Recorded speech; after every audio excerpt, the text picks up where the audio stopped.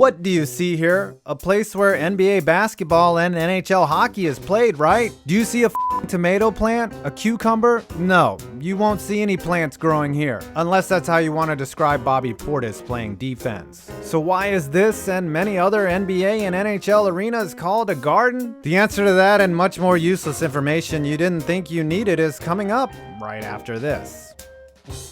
So if you think the term garden for stadiums is obsolete nomenclature, think again. There are two arenas called gardens in both the NBA and NHL because they are the same buildings, the TD Garden and MSG, located in Boston and New York, respectively. However, for a time period, calling a sports venue a garden was commonplace. Boston Garden, Maple Leaf Gardens, Cincinnati Gardens, Edmonton Garden, you get it. So why is the term used? To answer this, we have to go way back in time to the Latin word gerd, which broadly means open space. Okay, that explains nothing but the root of the word. In order to answer the question, we have to travel all the way across the pond and then turn around real quick and come right back. In England, a country known for just making up words and how to pronounce things improperly like lieutenant, a garden is not always associated with growing plants. In fact, just like the root of the word, it's more commonly associated with surrounded open space. Back over to the US, before a sports arena was called a garden, there was Castle Garden, an entertainment center, and Niblo's Garden, a theater. So a precedent had been set for naming a large indoor building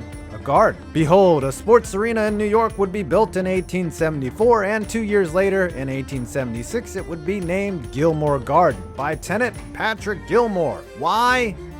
Nobody knows why, but the broad assumption is that Castle Garden had hosted events and concerts, so possibly in order to attract a more appealing crowd, he named the venue a garden. William Vanderbilt acquired the building in 1879, and due to its location of 26th and Madison, gave it the name Madison Square Garden. He must have had the forethought of calling it a garden because nearly 141 years later and 4 iterations of the building, it would be better suited for growing vegetables instead of housing professional basketball. And yes, I am a jaded Knicks fan. What about the Boston Garden? In my Where Are These NBA Arenas Now vid, I explained that Boston Garden used to be called Madison Square Garden. Yeah, the owner of the second MSG, Tex Rickard, copied the building exactly and built it in Boston in 1928, and he was so unoriginal, he named it the same damn thing. Soon it was known as Boston Madison Square Garden, then the Boston Garden, then it was destroyed and now called